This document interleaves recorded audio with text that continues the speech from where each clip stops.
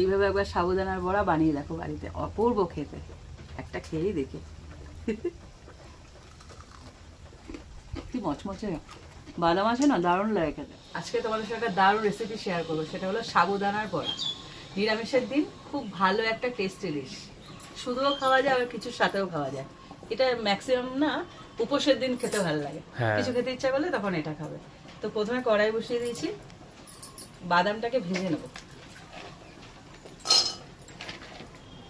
বাদামটা পুরোপুরি ভাজা হয়ে গেছে, এবার এটাকে ঠান্ডা করে ছাড়িয়ে নেব। সাবুদানা বড়া বানানোর জন্য এখানে সাবুটা ভিজিয়ে রেখেছিলাম 3 ঘন্টা আগে, এরকম ফুলে কি সুন্দর হয়ে গেছে। এবার এর মধ্যে নিয়ে নেব।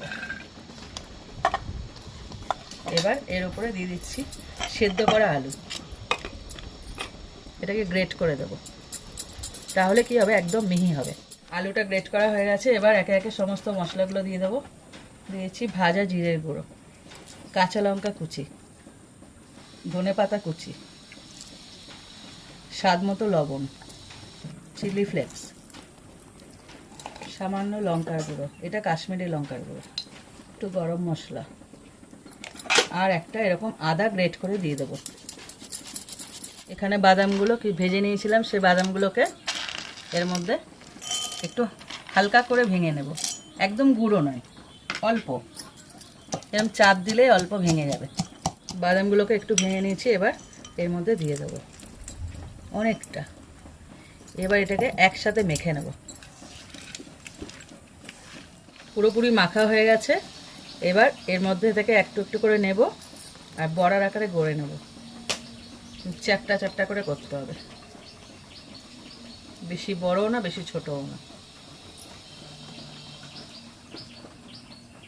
তেলটা পুরোপুরি গরম হয়ে গেছে, আর এই দেখো সব কটা তৈরি করে নিয়েছি, এক এক করে এর মধ্যে দেব আর ভেজে নেব।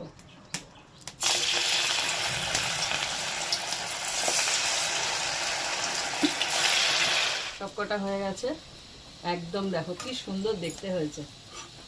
এবার এটাকে তুলে নেব। এই দেখো সাবুদানা বড়া তৈরি হয়ে গেছে, আর এদিকে কারি পাতাগুলো ভেজে নিয়েছি।